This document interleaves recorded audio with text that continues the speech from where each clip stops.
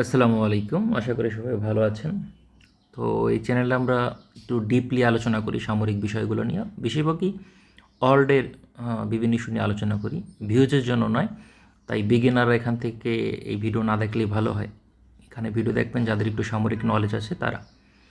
তো যাই হোক, শীতল যুদ্ধের পর সবচেয়ে সফল ফ্রিগেট প্রোগ্রাম ওয়ারশিপ আর কি, যুদ্ধজাহাজের মধ্যে ফ্রিগেট শ্রেণীর যে যুদ্ধজাহাজ আছে সেটা হচ্ছে টাইপ 54A শ্রেণীর যে ফ্রিগেটগুলো আছে এইগুলা। এখন বলতে পারেন যে এইটা কেন সফল সফল হইতেছে, কারণ হইতেছে কোয়ান্টিটিতে সবচেয়ে বেশি পরিমাণে এই ফ্রিগেট শ্রেণী তৈরি হয়েছে অলরেডি। এবং সেকেন্ড পজিশনে আছে আপনার এককভাবে লাফাত্তা ক্লাস, যেটা হচ্ছে ফ্রান্সের, এবং এর কয়েকটা ভেরিয়েন্ট আছে, যেমন সৌদি আরব, তাইওয়ান এবং ফ্রান্স। এই তিনজনই মোটামুটি সেম ভেরিয়েন্ট ইউজ করে। আপনারা এখানে দেখতে পাইতেছেন এখানে 14টার মতো আছে, যেটা সৌদি, ফ্রান্স এবং তাইওয়ান ব্যবহার করে। এগুলোতে ওই রকম নাই, air vertical launcher air defence যে থাকা উচিত সেরকমভাবে পাওয়ারফুল ওয়েপন এখানে ইউজ করা হয়নি। কিন্তু এর আর একটা ভেরিয়েন্ট আছে লাফাত্তা ক্লাসের, নাম হচ্ছে ফর্মিডেবল ক্লাস বা শক্তিশালী ক্লাস, যেটা সিঙ্গাপুর ব্যবহার করে। ওদের সিঙ্গাপুর 6টা ব্যবহার করে, ওখানে 32টা ভিএলএস আছে, যেখানে আপনার এস্তা 30-র মতো এয়ার ডিফেন্স সিস্টেমও আছে, বেশ পাওয়ারফুল আর কি। এরপরে থার্ড পজিশনে আছে যৌথভাবে যুক্তরাষ্ট্রের লিটারাল কম্ব্যাট শিপ, 2টা শ্রেণীর আছে লিটারাল কম্ব্যাট শিপ। এগুলো হলো 4 থেকে 5,000 টনের শিপগুলা, 3 থেকে 5,000 টন ধরতে পারেন, ভার্সন ভেদে আলাদা আলাদা। এখানে ওই 8টা ভিএলএস আছে। 8টা ভিএলএসে যুক্তরাষ্ট্র কিন্তু 32টার মতো medium range air defence system use করতে পারে। তো ভেরিয়েন্ট ভেদে একটা আছে 16টা আর একটা আছে 19টা। তো এটাও বেশ বড় একটা অবস্থান বলতে পারেন। যদিও যুক্তরাষ্ট্র কোনো ফ্রিগেট অপারেট করে না এটা বলা হয় বিভিন্ন মাধ্যমে, কিন্তু আসলে যুক্তরাষ্ট্র ফ্রিগেট অপারেট করে, কিন্তু সেগুলোর নাম ফ্রিগেট হিসাবে ওরা ব্যবহার করে নাই। সেটা ওদের ব্যাপার, কিন্তু আসলে এটা পাওয়ারফুলের বিবেচনায় এটা একটা ফ্রিগেট। এরপরে থার্ড পজিশনে আছে হচ্ছে রাশা, যে অ্যাডমিরাল গিগোচারিভ ক্লাস, যা বা প্রজেক্ট 11,356 আর এই ক্লাসের গিগোচারিভ ক্লাসের ফ্রিগেট। ভারতে যেটাকে তলোয়ার ক্লাস হিসেবে চেনে। রাশিয়া মাত্র 3টা অপারেট করে, কিন্তু ট্রান্সফার অফ টেকনোলজির মাধ্যমে ভারত আরও বেশি অপারেট করে। আসলে দেখা যাইতেছে 2, 4, 6, 8টায় অলরেডি অপারেট করে, আর 2টা আন্ডার কনস্ট্রাকশন ভারতের শিপইয়ার্ডে। আর জাপান ব্যবহার করে হচ্ছে টাইপ 30 FFM। এগুলার 12টা অলরেডি তৈরি হয়ে গেছে, এগুলো আন্ডার কনস্ট্রাকশন এখানে দেখাচ্ছে, বাট এগুলো রিসেন্টলি লঞ্চ হয়ে গেছে। 12তম ক্লাস 12টা পর্যন্ত লঞ্চ হয়ে গেছে। এগুলোতে এখনও পর্যন্ত air defence vertical launcher add করা হয়নি, বাট ইন দ্য ফিউচারে 8টা বা 16টা ভার্টিক্যাল লঞ্চার অ্যাড করবে এরকম শোনা যাচ্ছে, বা এটা রিজার্ভ রাখছে আর কি, এখনও পর্যন্ত করে নাই, ভবিষ্যতে করবে। তো আমরা যেটা নিয়ে মূলত আলোচনা করতে চাইতেছি সেটা হচ্ছে এই 054 ফ্রিগেট নিয়ে। এই 054 ফ্রিগেটের অনেকগুলো ভেরিয়েন্ট আছে। ভেরিয়েন্টগুলোর মধ্যে এ একটা ভেরিয়েন্ট, আর এর থেকেও কিছু কিছু আপগ্রেড হয়েছে। প্রত্যেক 8টা-10টা পরপর নতুন ব্যাচে কিছুটা ইমপ্রুভ করছে। আর পাকিস্তানের কাছে বিক্রি করছে 4টা। তো ওখানেও একটু ডিফারেন্স আছে, ডিজাইনে না, মানে স্পেসিফিকেশনে কিছুটা চেঞ্জেস আছে। এখন এগুলা বর্তমানে 50টার মতো জাহাজ তৈরি হয়েছে। চিন্তা করতে পারেন 50টা, হুইচ ইজ হিউজ। তো এর থেকে বেশি বা এর ধারে কাছেও অন্য কোনো ফ্রিগেট কিন্তু পৃথিবীতে তৈরি হয়নি। এখন বলতে পারেন এটা কি পৃথিবীর সবচেয়ে পাওয়ারফুল ফ্রিগেট? না, কখনোই না। তবে পৃথিবীর সেরা 10টা ফ্রিগেটের মধ্যে ডেফিনেটলি এটা একটা। এটাই হচ্ছে এর গুণ, যে এতগুলো তৈরি হয়েছে, যেটা একটা প্রুভেন ডিজাইন, কস্ট ইফেক্টিভ। এটাই হলো যুদ্ধের জন্য সবচেয়ে ইম্পর্ট্যান্ট জিনিস। আপনি অনেক এক্সপেন্সিভ এবং কোয়ালিটিফুল ওয়েপন তৈরি করবেন, বাট সেটা কোয়ান্টিটিতে কম, তাহলে আপনি যুদ্ধে আগাইতে পারবেন না, যেটা খুবই ডিফিকাল্ট একটা কাজ, কারণ কোয়ান্টিটির একটা কোয়ালিটি আছে। তো আমরা এই ফ্রিগেট সম্পর্কে ডিটেলস একটু জানবো এখন, যে এটা কতটা পাওয়ারফুল, এবং পাশাপাশি আরও জানাই দেবো যে অলরেডির ভালো ভালো ফ্রিগেট কোনগুলা সেগুলো সম্পর্কেও আমরা একটু জানবো। তো আমরা দেখতে পাইতেছি এখানে হলো টাইপ 54 ফ্রিগেট দেখাইতেছে। 54 এটা হলো 54-এর এ জি ভেরিয়েন্ট, আর এটা হলো এ ভেরিয়েন্ট, 54-এর এ ভেরিয়েন্ট। এখন এই দুটোর মধ্যে পার্থক্য কী? এটা হলো লেটেস্ট ভেরিয়েন্ট, এই যে সাম্প্রতিক সময় আর কি 2024 থেকে এগুলো লঞ্চ হওয়া শুরু হয়েছে। চীন পূর্বে আপনার করতো কি, এখানে দেখেন এই যে হেলিকপ্টার ডেক এটা ছোট, আর এখানে হেলিকপ্টার ডেক দেখেন অনেক বড়।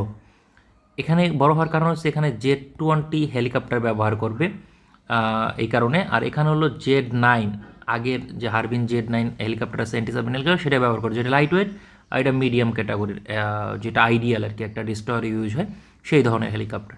তো এখানে একটা বড় ইম্প্রুভমেন্ট দেখতে পারতেছেন। এরপরে সেকেন্ডেবল রাডার যেটা আছে, সেকেন্ড রাডার, সেখানেও ইম্প্রুভমেন্ট আছে, কিন্তু এখানে আগের ভেরিয়েন্টে ওরকম রাডার ছিল না। এরপরে এখানে দেখবেন এটা হলো আপনার চার কোনা ইচ্ছা, কিন্তু এখানে দেখবেন একটু অ্যারো করা ত্রিভুজ আকৃতির। এই অ্যারো করাটার কারণ কি, এখানে এবং এই পাশে আপনার জ্যামার সিস্টেম ইনস্টল করা হয়েছে, আধুনিক জ্যামার। আর এখানে যে 8টা অ্যান্টিশিপ মিসাইল আছে, এখানেও 8টা অ্যান্টিশিপ মিসাইল আছে। পার্থক্য হইতেছে এখানে আপনার YJ-83-র যে মিসাইলটা আছে ওরা যে ইউজ করে সেটা বি ভেরিয়েন্ট ইউজ করছে, এটা এখানে এ ভেরিয়েন্ট থাকতো, যেটা রেঞ্জ হচ্ছে এ ভেরিয়েন্টের রেঞ্জ হচ্ছে 180 কিলোমিটার প্লাস, আর এইটার রেঞ্জ হইতেছে 290 কিলোমিটার। তো বুঝতে পারতেছেন এখানে একটা পার্থক্য আছে। আর রাডারেও সামান্য পার্থক্য আছে এখানে, ওখান থেকে বেটার রাডার ইউজ করছে, এই অ্যাক্টিভ রাডার ইউজ করছে বলা হচ্ছে। এছাড়া আপনার ক্লোজিং ওয়েপন সিস্টেম, যেটা এখানে ছবিতে এরকম দেখা যাচ্ছে না, ক্লোজিং ওয়েপন সিস্টেম এখানে ইউজ করছে, যেটা এই যে এইটা দেখা যাইতেছে, হ্যাঁ এখানে দেখা যাইতেছে এই যে ক্লোজিং ওয়েপন সিস্টেম আছে এইগুলা। এখানে হলো টাইপ 730 ইউজ করছে, কিন্তু এখানে ব্যবহার করছে 1130, যেটা চীনের ডিস্ট্রয়ারগুলোতে ইউজ হয় সেইগুলো ইউজ করছে। আর এয়ার ডিফেন্সে অনেক মেজর একটা চেঞ্জ আসছে। এয়ার ডিফেন্স এখানে 32টা, এখানেও 32টা, এবং এয়ার ডিফেন্সের পাশাপাশি এখানে আরেকটা জিনিসই হয়, YU-8 অ্যান্টি সাবমেরিন মিসাইল, এটাও ইউজ হয়। অ্যান্টি সাবমেরিন বিধ্বংসী একটা মিসাইল, এটা খুব কম দেশের কাছেই আছে। তো এখানে হলো মেজর চেঞ্জেসগুলো আপনারা দেখতে পাইতেছেন। তো এই চেঞ্জেসগুলো নিয়ে আর একটু ডিটেলসে দেখাবো, তাহলে বুঝতে পারবেন। এই যে বললাম যে এয়ার ডিফেন্সগুলো কী চেঞ্জেস আসছে। চায়নার যে ইনিশিয়াল ভেরিয়েন্টগুলো আছে এ ভেরিয়েন্টে সেখানে ব্যবহার করা হয়েছে আপনার এই 40 কিলোমিটার রেঞ্জের HQ-16 মিসাইল, যেটা রেঞ্জ 40 কিলোমিটার এয়ার ডিফেন্স।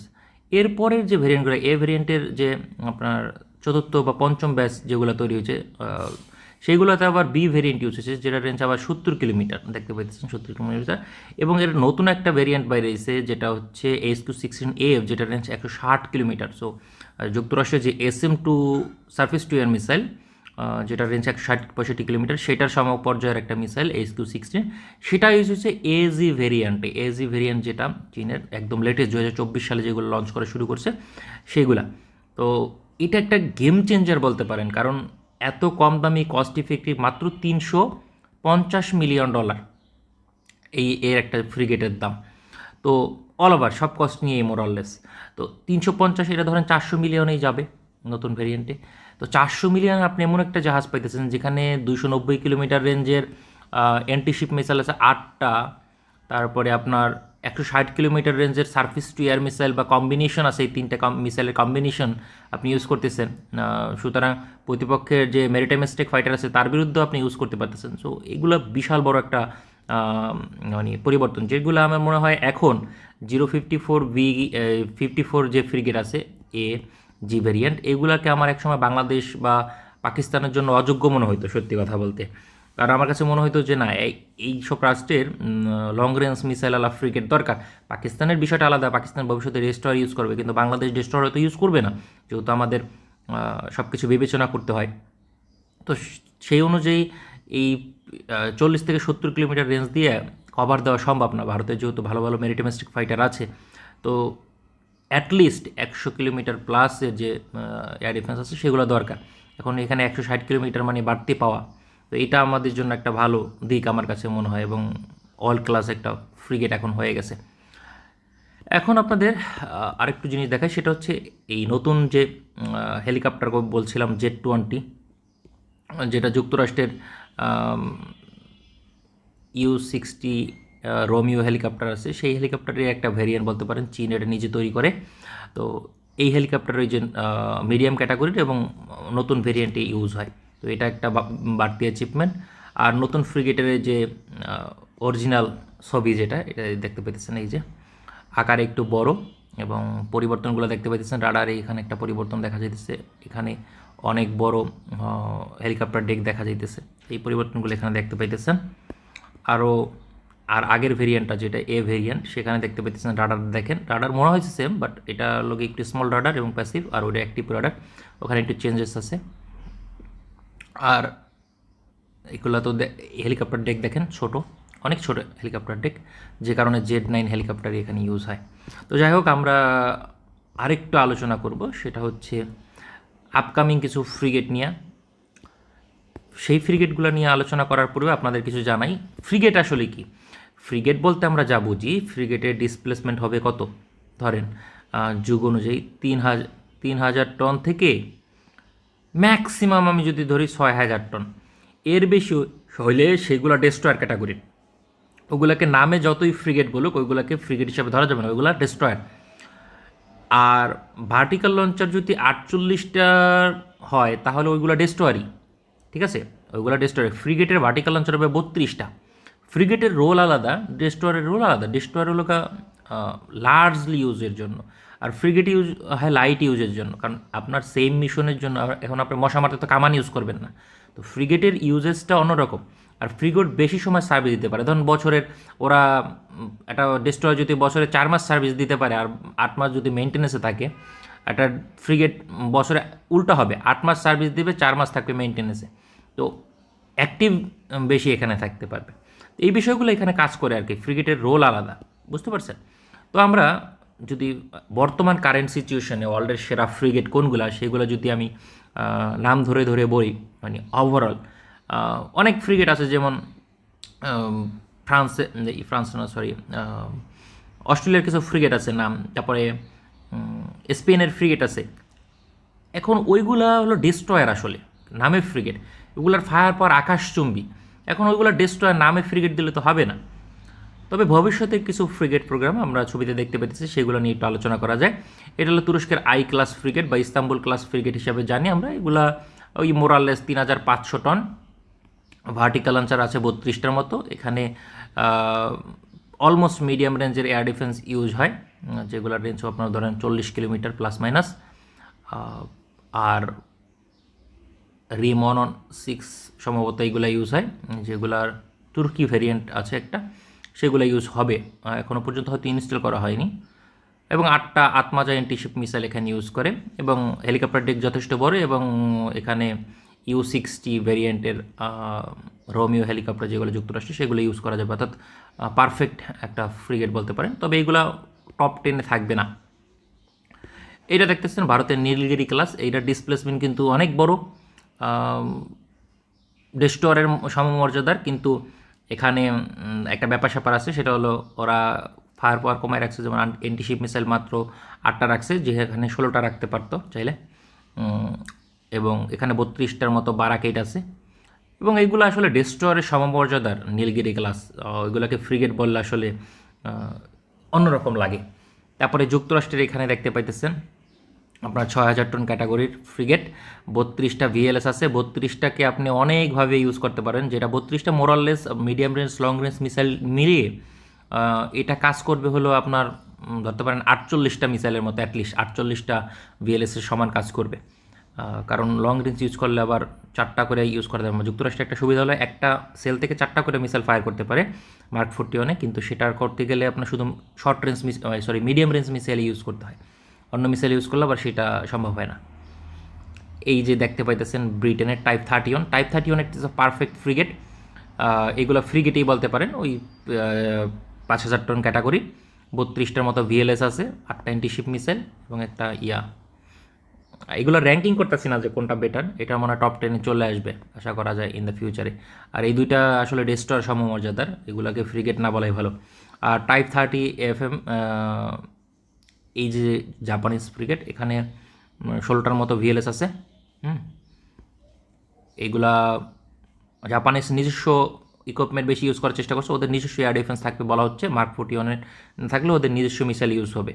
এখন সেটা কতটা পারবে আমি জানি না, তবে এটা একটা পারফেক্ট ফ্রিগেট হবে ওয়ার্ল্ডের মধ্যে, 4,000 টন ক্যাটাগরি, এবং এর আপগ্রেড একটা সংস্করণও আসবে, যেগুলো আমার কাছে মনে হয় আবার ডেস্ট্রয়ার ক্যাটাগরির হয়ে যাবে। আর ছবিতে দেখতে পাইতেছেন এখানেও আছে যুক্তরাষ্ট্র এই অস্ট্রেলিয়ার ফ্রিগেট।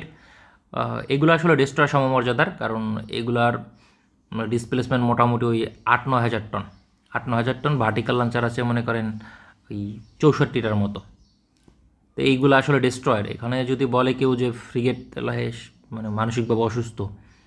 তারপরে এখানে আছে বেলজিয়াম এবং নেদারল্যান্ডসের যৌথভাবে তৈরি ফিউচার কম্বাটেন্টস, যেগুলো ফ্রিগেট ক্যাটাগরির। এগুলোকে করভেট ওরা বলে, কিন্তু আসলে এগুলো ফ্রিগেট সমতুল্য। নামে কি দিল সেটা বড় কথা নয়, বড় কথা হইতেছে কাজে কি সেটা। ওই 4,000 টন ক্যাটাগরির বলতে পারেন, 4-5 হাজার টন। আর এখানে মনে হয় 16টা ভিএলএস আছে, কারণ যত কম ভিএলএস তত বেশি অ্যাক্টিভ সার্ভিস থাকবে। আর এইসব শান্তিপ্রিয় দেশ তো, এগুলো চাই অ্যাক্টিভ থাকুক আমাদের জাহাজ। অ্যাটলিস্ট ওদের মেনলি গোল হইতেছে নিজেদের সমুদ্র সীমাটাকে একটু নিরাপদ রাখা আর বাণিজ্যিক বিষয়গুলোকে সুরক্ষিত রাখা, বাণিজ্যিক জাহাজগুলোকে। কারণ বেলজিয়াম এবং নেদারল্যান্ডস এখানে হলো পোর্ট সিটি, এরা পোর্ট ইউজ করে খুব বেশি। এরা নেদারল্যান্ডস কিন্তু is a bigger economy also, কারণ নেদারল্যান্ডসের অর্থনীতি 1 ট্রিলিয়নের বেশি। পাশাপাশি ওদের একটা বন্দর আছে রোটারড্যাম নাম। রোটারড্যাম হচ্ছে ইউরোপের সবচেয়ে বড় বন্দর নগরী, চিন্তা করতে পারেন। হামবুর্গ, লন্ডন থেকেও বড় বন্দর হচ্ছে রোটারড্যাম, এবং ওয়ার্ল্ডের মধ্যেও সেরা 5টা বন্দরের মধ্যে রোটারড্যাম একটা। তো এইগুলাকে নিরাপদ রাখাই হলো ওদের কাজ মেইনলি। এখানে দেখতে পাচ্ছেন জার্মানের MKS 180, এগুলো 10,000 টন ক্যাটাগরি। এখন 10,000 টন ক্যাটাগরি যদি বলে যে আমি ফ্রিগেট তাহলে হবে না, কিন্তু জার্মানির একটা সমস্যা হলো কি, ওরা ফায়ার পাওয়ার বাড়াইতে চায় না। এখানে মাত্র 16টা ভিএলএস আছে। আমার ইচ্ছা করে যে জোতাটা পিটেইতে, কারণ না হইলে এত বড় একটা শিপ ইউজ করবে, মানে ট্যাক্স পেয়ারদের টাকা নষ্ট করবে, মাত্র 16টা ভিএলএস 10,000 টন। এখানে কি পার্টি করবে নাকি ওরা? ইডিয়েট। যাই হোক, ওটা না যাই। এখানে তুরস্কের আছে হলো TF2000, এটাও আপনার একটা ডেস্ট্রয়ার, 8,000 টন ক্যাটাগরির। ভার্টিক্যাল লঞ্চার থাকবে সম্ভবত 80টা থেকে 96টা। এখানে এটা নিয়ে আলাদা মনে হয় আলোচনা আছে। তো যাই হোক, এটা একটা ডেস্ট্রয়ার, নাম দিছে ফ্রিগেট, ওটা কিছু যায় আসে না। That is the perfect frigate in the world for the future. এটা হচ্ছে আপনার এফডিআই ক্লাস। ওয়ার্ল্ডের পারফেক্ট ফ্রিগেটের এক্সাম্পল আসলে যারা তৈরি করতে পারে সেটা হলো ফ্রান্স। ওদের মতো ফ্রিগেট আসলে অন্য কেউ তৈরি করতে পারে না, যেটাকে পারফেক্ট ফ্রিগেট বলা যায়। 32টা ভিএলএস আছে। আপনার ডিসপ্লেসমেন্ট হলো 4 থেকে 5,000 টন, ফ্রিগেটের আইডিয়াল। তারপর এখানে short range air defence use করছে ওদের নিজস্ব, যেগুলা ওদের একটা প্রতিষ্ঠান আছে, নামটা আমি ভুলে গেছি এই মুহূর্তে, ওরা তৈরি করে। এটা প্রথম যুক্তরাষ্ট্র এবং চায়নার বাইরে সাধারণত airframe short range air defence system যেগুলো থাকে সেগুলো কেউ তৈরি করে না, কিন্তু ফ্রান্স রিসেন্টলি এটা তৈরি করছে। এখানে সম্ভবত 24টার মতো শর্ট রেঞ্জ থাকবে, রেঞ্জ 3 থেকে 10 কিলোমিটার। একটা বিগার সাইজের আছে আপনার হেলিকপ্টার ডেক, যে কোনো এন্টি-সাবমেরিন হেলিকপ্টার এখানে ইউজ করা যাবে। পাশাপাশি 4 ব্যান্ড রাডার আছে, 1, 2, 3, 4, মানে 4 ব্যান্ড রাডার থাকার উদ্দেশ্য হতেছে এগুলো ডেস্ট্রয়ারের ফিচার দেয় আসলে, এবং 8টা অ্যান্টি-শিপ মিসাইল আছে। এখন কম্বাইন্ডলি এটা অসাধারণ একটা ফ্রিগেট। এখন এটাকে আপনি ডেস্ট্রয়ারের তকমা দিতে পারেন, পৃথিবীর অনেক ডেস্ট্রয়ার থেকে এটা বেটার, আপনি চাইলে বলতেই পারেন। তো যাই হোক, আমরা মূল যে বিষয় নিয়ে আলোচনা করতেছিলাম সেটা হলো টাইপ 54 শ্রেণীর ফ্রিগেট, যেগুলা ওয়ার্ল্ডের বর্তমানে সবচেয়ে সফল প্রজেক্ট বলা যায়।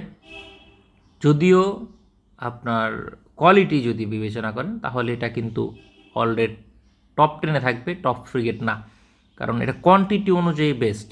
ঠিক আছে, কোয়ান্টিটি অনুযায়ী বেস্ট। এত ফ্রিগেট আর কেউ তৈরি করেনি, ছবিতে আপনারা দেখতেই পাইতেছেন। তো এটা নিয়ে একটা প্রতিবেদন প্রকাশ হয়েছে, যেটা নিয়ে আপনাদের সাথে আলোচনা করলাম আর কি।